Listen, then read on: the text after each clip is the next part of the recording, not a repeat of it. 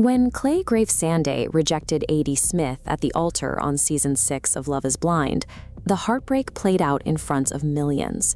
Yet weeks later, on the reunion stage, the two sat side by side, smiling and describing themselves as flirty friends. Audiences were led to view this reconciliation as a testament to their maturity. The narrative presented was one of organic healing, forgiveness, and two adults navigating complex emotions off camera. Behind that polished television dynamic lies a strict corporate infrastructure. This post-show alignment was shaped by rigid non-disclosure agreements, media non-competes, and the looming threat of massive financial penalties. Shows like this do not passively document relationships. They legally engineer an environment where personal vulnerabilities are extracted, packaged, and leveraged to maximize corporate profit. The psychological pressure begins in the isolation phase. Contestants are stripped of their cell phones, clocks, and internet access. They spend their days navigating windowless pods, cut off from the outside world and their normal support systems.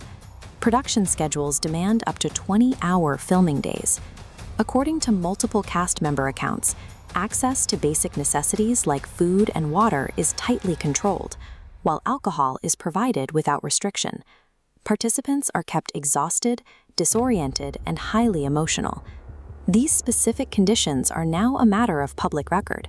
In a lawsuit filed by Season 2 contestant Jeremy Hartwell, Kinetic Content and Netflix are accused of creating an unsafe workplace characterized by severe sleep deprivation and isolation tactics.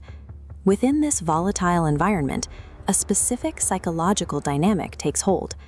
Contestants are groomed to function as emotional rehabilitators, taking on the burden of fixing their assigned partners, while having zero access to professional therapists on set. When A.D. dedicated herself to guiding Clay through his fears of commitment and infidelity, it mirrored a survival response. Her patience was a product of an environment designed to manufacture dependency. In Charlotte, the controlled environment of the pods was replaced by the complications of their actual lives. Off-camera, significant socioeconomic differences began fracturing the relationship. Clay, an ambitious entrepreneur managing local rental businesses, expressed severe anxiety regarding A.D.'s work situation. She was positioned as an independent real estate broker, but had historically relied on financial support from an older ex-boyfriend who also owned the nightclub where she hosted. This flowchart maps the reality TV contract. As contestants move toward the altar, leaving is systematically blocked. Quitting without approval triggers a $50,000 penalty. Once filming stops, an NDA locks them into silence. Breaching it to discuss working conditions carries a $1 million fine. This legal architecture dictates the participants' behavior long after filming ends.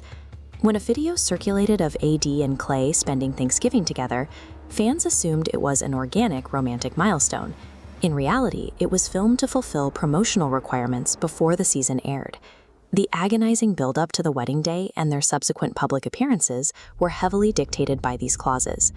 Cast members navigate financial hostage situations, packaged for the viewer as a modern love story. During the reunion broadcast, A.D.'s physical posture contradicted her verbal description of the relationship. While she claimed they were cuddly, flirty friends, she sat with her torso angled sharply away from Clay, maintaining a calculated, self-protective distance. A.D. spent the season positioning herself as the person who could fix Clay's anxieties.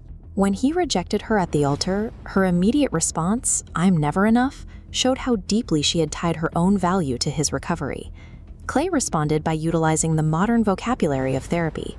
He sat under the studio lights, maintained intense eye contact, took accountability for his generational trauma, and declared her the love of his life. His on-camera apologies functioned as an effective public relations strategy.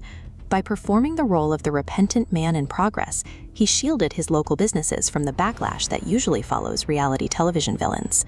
The moment their restrictive promotional contracts expired, the united front completely dissolved. A.D. stopped interacting with his accounts and publicly questioned how much more time he needed to play with her feelings.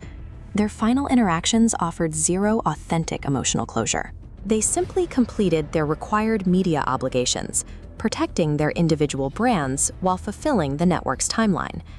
The tactics used to extract these performances rely on the legal misclassification of the people on screen. By labeling them as independent contractors rather than employees, production companies evade labor protections like minimum wage and mandated rest breaks. The federal government has now intervened. The National Labor Relations Board issued a complaint against the show's producers. The agency's core argument: reality contestants are essential workers, performing under highly controlled conditions, generating immense commercial value. This graph illustrates the contrast between corporate success and human collateral. While subscriber growth climbs steadily into the hundreds of millions, a dense list of participant lawsuits and allegations of psychological abuse piles up in its shadow. When the filming wraps and the promotional tours end, the participants are left to process the manufactured trauma alone, discarded by the production team. The format promises an unconventional path to human connection. In practice, the system achieves maximum profitability when it prioritizes the algorithm over the participants. If you want to understand the true cost of unscripted television, subscribe and let us know which industry we should investigate next.